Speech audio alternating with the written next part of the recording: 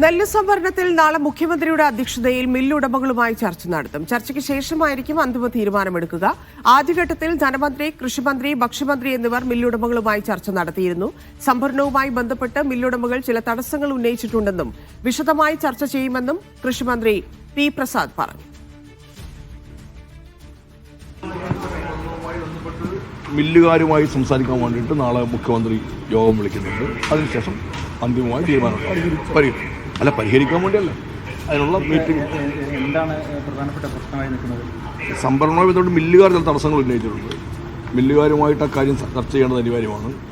ആദ്യപടി എന്നുള്ള തരത്തിൽ ധനകാര്യ വകുപ്പ് മന്ത്രിയും ഭക്ഷ്യ സിവിൽ സപ്ലൈസ് വകുപ്പ് മന്ത്രിയും ഞാനും മില്ലുകാരുമായി ഒരു സംഭാഷണം നടത്തിയിരുന്നു.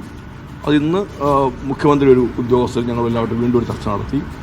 നാളെ രാവിലെ മുഖ്യമന്ത്രിയുടെ അധ്യക്ഷതയിൽ തന്നെ മില്ലുകാരെയും കൂടി പങ്കെടുപ്പിച്ചുകൊണ്ടുള്ള യോഗമുണ്ട്. അക്കാര്യത്തോടുകൂടി അതിനുശേഷം ഗവൺമെൻറ് എന്തെങ്കിലും ആലോചിക്കേണ്ടതുണ്ട് എങ്കിൽ ഞങ്ങൾ വീണ്ടും ആലോചിച്ചിട്ട് അക്കാര്യം നാളെത്തരം കൊണ്ട് ആ പ്രശ്നം പരിഹരിക്കാൻ കഴിയും.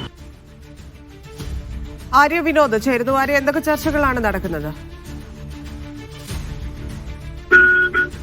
ധന്യ, നാളെ മുഖ്യമന്ത്രിയുടെ അധ്യക്ഷതയിലാണ് മില്ലുകാരുമായിട്ട് ഈ ഒരു ചർച്ച വിളിച്ചിരിക്കുന്നത്.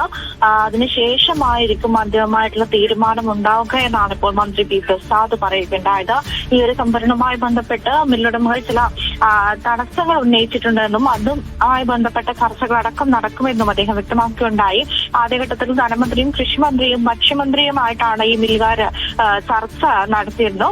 നാളെ മുഖ്യമന്ത്രിയുടെ അധ്യക്ഷതയിലാണ് ഈ ഒരു യോഗം ചേരുന്നത്. അതിനുശേഷമായിരിക്കും അന്തിമമായ തീരുമാനമുണ്ടാവുക. ശരി ആര്യ.